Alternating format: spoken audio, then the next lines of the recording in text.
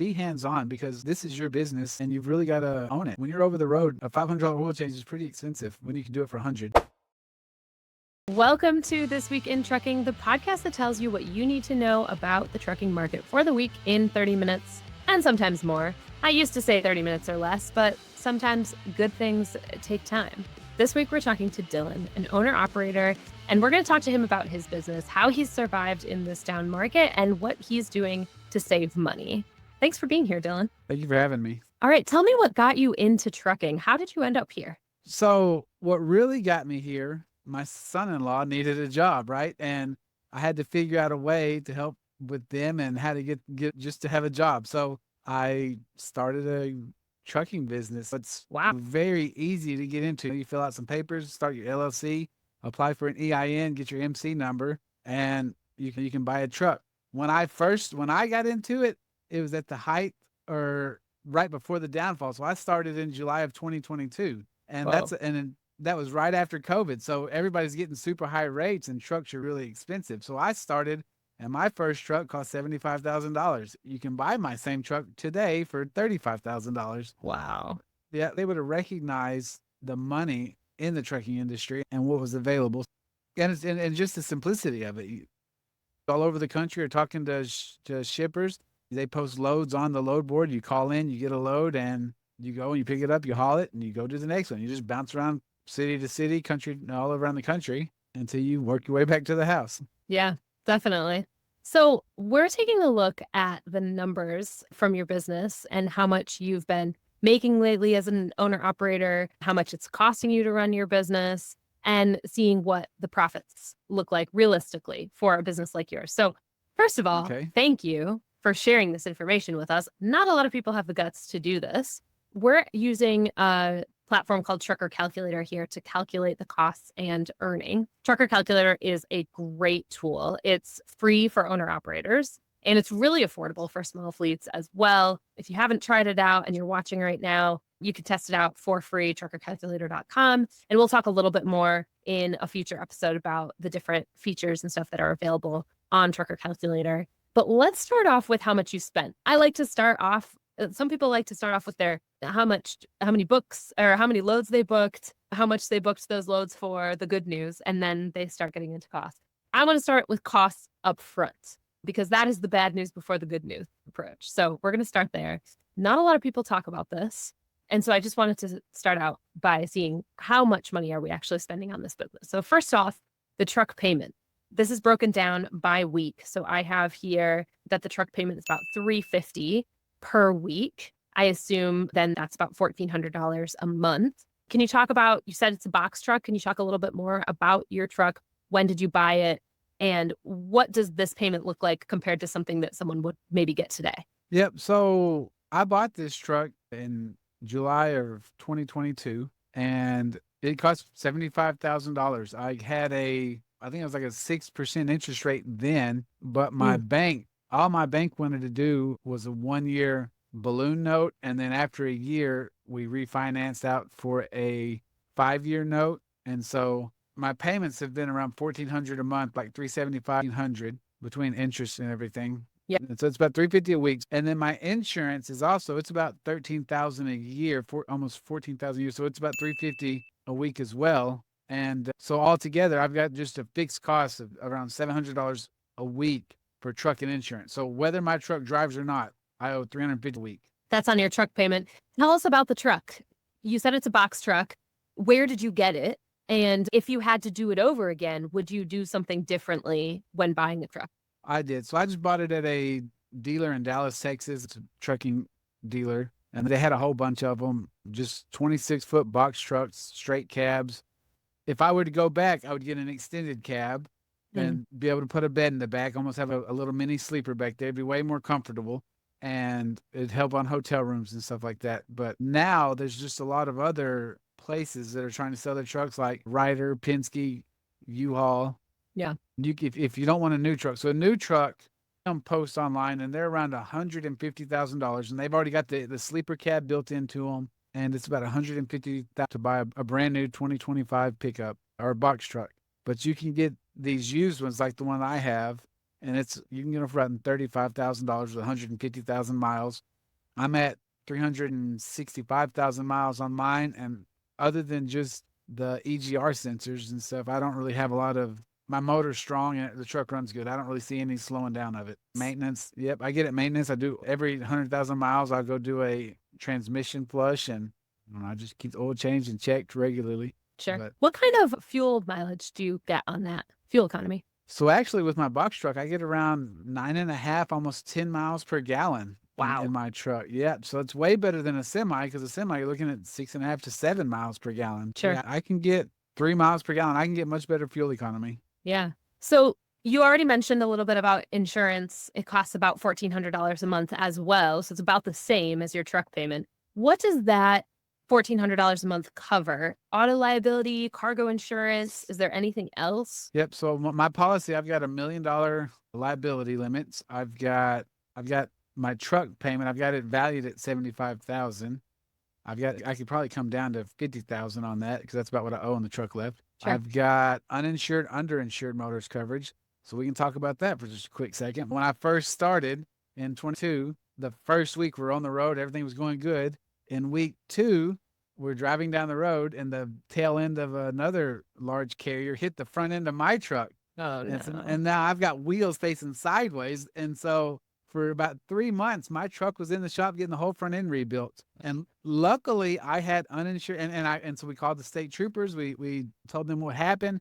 The state trooper actually said he saw the truck and tractor that matched the description of what we said up the road a little bit, and he wasn't able to get to them and ask them if they were okay. But by the time we got to it, we ended up getting an uninsured motorist claim for a hit and run, which is pretty much what it was. And it was also our first week starting out. We signed up for our ELD, and we had a dash cam in the mail. So the truck got hit on a Monday, and then my dash cam came in on a Wednesday to my house. So I hadn't actually installed the dash cam, but I didn't have any proof of anything, and I could not get, any license plates or nothing on the other truck.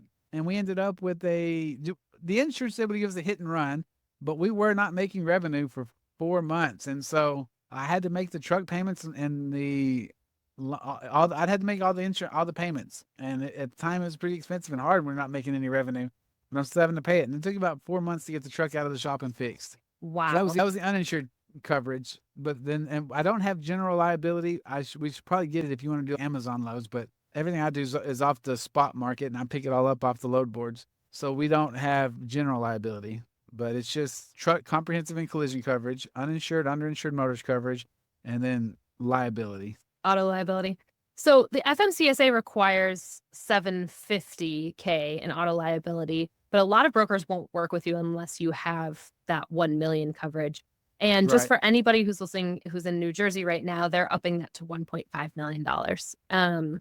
So that's going to be a big shift for New Jersey carriers. And I wonder if other states are going to move in that direction, just because the price of everything has gone up, right? And so to cover enough of what you would need to cover for some accidents, maybe just be a lot more expensive for the insurer. And I wonder if they're going to increase those requirements on a state-by-state level. So I would imagine. Yeah. So I noticed you added a driver salary here, 55 cents per mile. Is that what you set aside? So you said that you had driven the truck before. Is that something that you set aside for your salary, or is there someone else driving the truck that you set that aside for? That's what I pay my driver. That's also what I paid myself. I don't know. You drive down the road and you see all the big trucks, and they advertise between 50 and 60 cents a mile.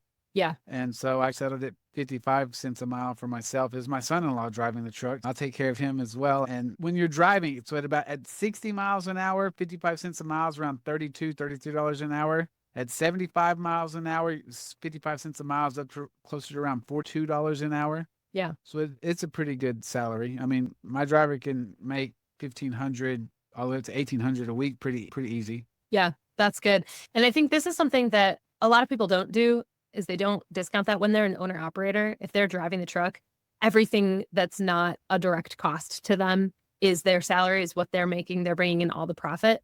And and the folks at Bobtail, we always recommend that driver, even if you're the one that owns and drives the truck, that you set aside a cent per mile or a fixed salary per week or per month, just so that you know that you're covering yourself.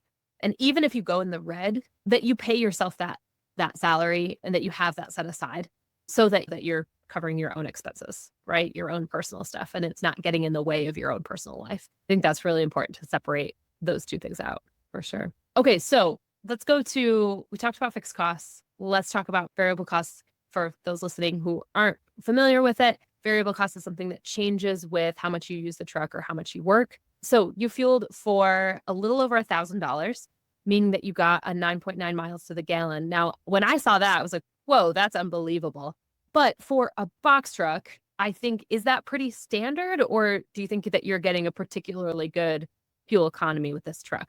Say it again. I just had a phone call come in. That's all right. That's all right. So when I saw that you got 9.9 miles to the gallon as your fuel economy, I was like, whoa, that's not right. That can't be right. But then I realized that it's a box truck. It's a smaller vehicle, so it will get a better miles per gallon. Is that pretty standard for a box truck, do you think, from what you've talked to other box truck owner operators with?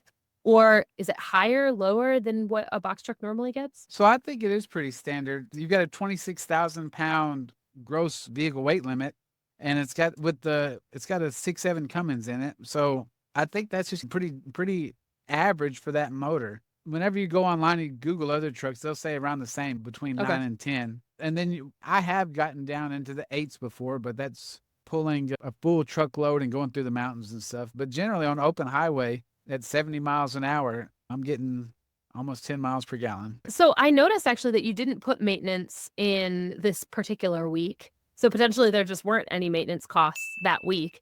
What do you usually set aside for maintenance? So even if you have a week or a month where you don't have to do any big maintenance, is there an amount that you set aside so that you save up for maintenance costs in the future? I would like to think about 500 a week or 500 a month. That's 500 a month, 6,000 a year for maintenance. Yeah, that makes sense. Is it a particular percentage, or that's just what your truck will need? It's hard to really know. You could pull into so I got an international truck, and if you go to an international dealer, they've got different rates. In Denver, it's $250 an hour, whereas in New Orleans, it's $140 an hour. Yeah. So I mean, if you change out a sensor, I had to get a sensor changed in New Orleans. It was over $2,000, and it wasn't but a couple hours of work.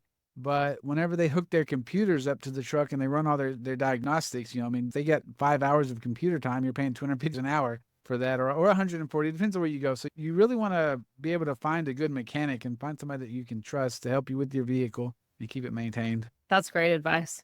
Awesome. We already talked about driver salary. Didn't have any deductions, right? Because there's nothing, you own the truck. It's your own MC number, so you don't have anything like that. Let's now talk about what you made. What kind of freight are you hauling normally, and where do you usually travel? I go in wherever they send me, and I'll haul whatever they stick in the back. We do stuff is like a lot of gaming machines, like for casinos. Okay. There's slot machines. I've done MRI and medical equipment. I've done the carpet and rugs for different trade shows, and I've picked up a lot of different new products that companies are making and delivered to and from trade shows. Something I thought was cool. There was a brand new motorcycle that's not been revealed yet for one of the big motorcycle carriers. So I picked it up and I delivered it, and it's not even for sale. It was just going to display at different motorcycle dealerships. That's pretty cool. That's awesome. Yeah. Your box truck stuff is more, to me, it's custom loads. There's a lot of LTL stuff, less than trailer load. So stuff that won't fill up a big truck. They won't, a 53 foot. There's also a lot of like little stuff. One time I was in Idaho and I picked up 3 boxes that weighed less than 100 pounds. And I picked it up at the Air Force Base, and it was airplane parts. And I delivered it to Sacramento, California. And it paid pretty good. And it was just 3 little boxes that fit in the front corner of my truck. Wow, that's wild. Yeah, so you grossed $4,150, and it says you drove about 2,465 miles, which comes out to $168 per mile. This was the first or the second week of June, I believe. And in the first 2 weeks of June, the spot market was pretty rough for most people. Spot rates have been going up a little bit week over week since then. Have you seen any change in the rate per mile that you're getting since then, or is this kind of staying steady? Yep. So my goal is to be at around $1.50 a mile or a little or better. And if the spot rate doesn't quite fit that. I mean, I try to skip those loads because I'm not here to lose a bunch of money. We Yeah, have to make some exactly. money. And so when I'm picking my loads, I try to get everything that's at least $1.50 or within $1.45. I'll take 5 cents a mile, $1.45, but I can generally find freight at $1.50 or better. Nice. And how has it been changing over the last month or so? Have you been getting better rates than in June? I Worse? it has been harder, especially this year. Spring hit, and you expect your slower months to be like October, November, December, January, February. But then when spring hits in March, April, May, a lot of shippers don't want to put their freight on the road as much in the winter because of all the storms and the ice and snow and getting their stuff caught up in snowstorms or Right. things that could happen. People don't want a lot of claims. It's harder and slower in the winter to find freight. And I really expected it to take off and boom in the spring, but this year it did not like it did last year. Last year I was getting around $1.70, $1.75 a mile. Wow. Yep. So that's a pretty significant drop then. It is. Now, also at that time I started out using a dispatcher. They told me they had over 350 trucks running, and so I think they had a little better freight. They had already built their network, and Sure. I don't know how much spot market they were using, but I was using a dispatcher and I was paying them 10% of everything, so $1.75, and then 17.5% of that is going to them. So I'm really down closer to $1.60 a mile, anyways. Right. $1.58. So I mean, it was still about the same. It took away some of the stuff that I did. It's what they say when you start out. Whenever you start out, it's hard to find freight within your first 6 months or a year. And at the time, I was a receiving manager for a very big Home Depot, or not Home Depot, it's Lowe's, but I was a shipping manager at their distribution center. And then I knew that I wouldn't be available to manage my truck properly, so I ended up hiring them. Now I'm full time with the trucking company and growing in this industry. Nice. I'm able to do what they were doing. Yeah. So what are your future plans for your business? So my goal for what I want to do, I want to do a fleet management kind of like my dispatcher had. My goal is to inspire entrepreneurs through the traditions of American trucking to own their own business and to be their own boss and grow their own company and do what they want and show them how that they can make a $250,000 a year business off of one truck. And if they want to grow beyond that, and I'm going to help them understand the hours of service requirements, I'll help with fuel and just help them understand their numbers and how to be profitable in this industry. If you had any advice for someone starting out about how to be profitable or how to do the best that they can in that first year, what advice would you give them? I really my advice would be really to understand the truck and get a feel for it because your maintenance is very important. Your physical assets, and you've got to learn how to take care of it and figure out some of the stuff you can do on your own. An oil change at one of these big over the road places, it could cost $500 whenever you could pull into a Walmart or something and buy all your own stuff and you can change the oil in 30 minutes yourself for $100. But really just figure out some of the stuff you can do and be hands on because this is your business and you've really got to own it. And sometimes you got to get your hands dirty and do the stuff. But when you're over the road, a $500 oil change is pretty expensive when you can do it for 100. Yeah, totally. Who wouldn't want an extra $400 in their pocket? I know it. I know it. For 30 minutes. For 30 minutes. Totally. But Anything else that you would like to share with other small carriers? I think it's so the way the market is right now, everybody's going to tell you that the market's down, and it is. And there's a lot of freight out there that's not paying very well. But I would say that if you started now, your truck's going to be a lot cheaper because I started whenever the freight was pretty good, but my truck was over 2 times more than what they are now. So there's risk in everything. Right now, if someone were to get in it, they could get one of the most expensive pieces, the truck. And so if you can get in now and buy your truck at the rates that they are today, then it would really help you in a year or two because when I believe that the market rates will come back. For sure. Yeah, that's always the case, right? When the freight is paying really well, lots of people want to buy trucks. Yeah, And so supply the and demand for demand. trucks goes up, and so does the prices. And now, when freight is lower and not many people are buying trucks, shoot, this is the time to buy because they're a really good deal. That's right. That's what I've noticed. Absolutely. Thank you so much, Dylan, for joining us on This Week in Trucking. Really appreciate your time. Really appreciate your transparency in showing us what kind of rates per mile you're getting and what you're spending on your business. I think this is going to help a lot of people. I hope so, and I'm glad I could help. Awesome.